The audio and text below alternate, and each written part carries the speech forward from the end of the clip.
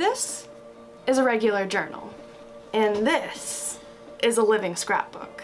This is my living scrapbook from last year, 2020, and this, hold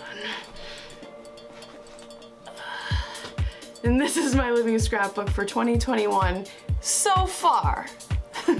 I love to live life scrapping, and let me show you why. The cover. As always, we're starting with the cover. I'm adding a lot of texture, dimension, and depth to the cover, like this engagement ring here. Fake one that was found in a scavenger hunt. Seashells, broken glass, don't try this at home, and also a piece of scrap denim from a custom jacket, and I specifically requested scraps of denim, as you know me. Scraps are life. Besides that, I also have this lanyard on the back here, and that gives it another piece of texture, and the same lanyard was actually cut in half and used as a bookmark in my boyfriend's living scrapbook. So that's pretty cool, I thought, repurposing. The front. We're 126 pages in, pretty exciting. Trackers, we have patterns. The only pattern I can really point out to you guys is that the 10th and the 11th have been sunny pretty much every day this year. On the Remember page, we haven't really talked about it much, but here I've actually referenced and wrote down the dates that I took my little brother and sister for their experience. Obviously in 2020 we weren't really able to do anything, so I gave them a coupon for one experience, and I ended up bringing my little brother go-karting in June, and I brought my little sister to Canopy Lake Park in August. Over here you can see that I've added quite a few pieces of new clip art. That's because I'm quite the visual learner, and I need to see to create. As far as this content planner goes, bye! The back! As far as the back, the dictionary is almost complete. I figure once I finish up these 2 pages, that's it for the dictionary. It looks very full, which I really like. Also, the FYI page is something that I've been adding to a lot recently. FYI, for your information, like, did you know a glabella is the space between your eyebrows? Or a womble is when your stomach grumbles? I added a Scrap Pal page just to keep track of all of my wonderful Scrap Pals, incomings, outgoings, addresses, and also future ideas to send to Scrap Pals. In addition, we have the Aldo page over here, which is just a bunch of screenshots about dogs, asphalt temperatures, body language, readers, etc. I've also added an angel number reference page here, and this was something that I was referencing in my phone a lot, and I don't tend to reference a lot even in my notebook, but writing it down was just a sense of remembering, so that was awesome. I also stapled right over it my owner's manual for my new roller skates. Go Jacqueline! Yeah! The middle! This is why I also have the contents page, because I think it's on page 60. But here I have a lost and found list. And these are lists that I found either while I was working or just in my own travels of shopping. And I just love seeing everybody's different grocery lists. It's just super funny and unique.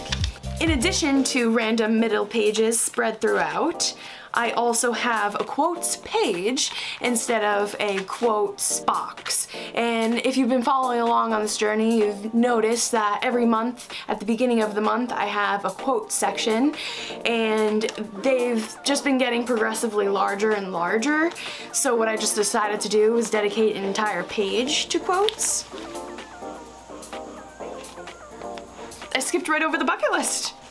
Back there. All right. Bucket list. We checked off a big one, and this was on the life bucket list, not only just my summer bucket list, but I went skydiving.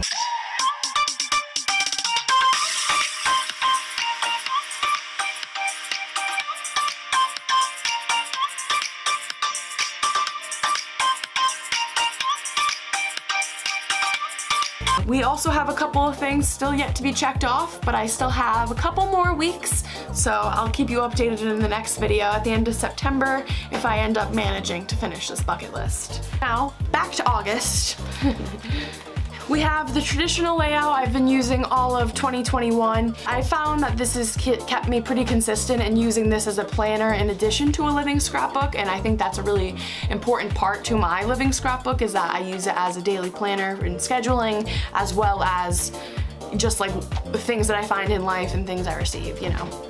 As you can see, I finished up a couple of goals here, including making an anniversary video, which was September 1st. I celebrated 7 years with my boyfriend, Barry. Each week in August, I used a double-page spread. And it's funny because in my last video, I mentioned that I wanted to save space, but after counting how many pages I have left, I have plenty for the rest of the year and extra, which is shocking considering the size of my notebook. Well, here goes nothing, right? On this page, you can see scraps from chips, lottery tickets. I also have over on the left some journal reflections about how the day went. A lively experiment I've been taping weekly still, so I have that. Underneath that, we have a grocery list. The following double-page spread, I decided to go with more of a yellow and craft paper theme here. A bunch of quotes that I had screenshotted I wanted to put somewhere. We got Chiquita bananas! And also just a bunch of scraps I've been thrifting and I wanted to use, including some stencils that I used here. We have BDI tasks. I made my dad a website, so that was quite the task. So I needed to do that. And also I had the perfect Saturday.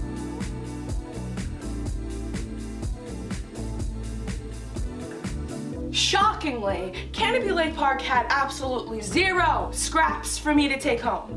Instead, I made do and I wrote a journal reflection. I also have here, from a Scrap Pal picnic with my friend Sarah, paper towels, tie-dyed, and also a placemat from when I went out to eat. And on my final double-page spread for August, we have here scraps that were only available to me at work. I do a lot of my scrapping in the office, that's why it was really convenient to use all of the scraps that were available to me while I was there. I also have a bunch of pressed flowers and leaves here. These leaves grow in a heart shape in my backyard, and I absolutely love it, so I've been pressing a lot of them. It was a blue moon this week, and that's where that phrase comes, once in a blue moon, because it doesn't happen often. So yeah. Only 8 months. I have no regrets so far. The binding, I'm sure some of you are wondering like what is happening, and it is peeling away slowly. I plan on doing it next year, and actually the journal that I showed in the very beginning, the empty one, is actually the one I hope to use next year. The way it's binded, I feel like it'll be fine to expand because it has each separate section, so hopefully that'll kind of keep itself together and then I can easily repair it.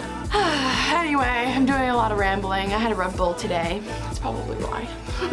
I'm Curly Headed Red. Thank you so much for watching, if you are still watching at this point. If you have your own living scrapbook, I'd love to see it.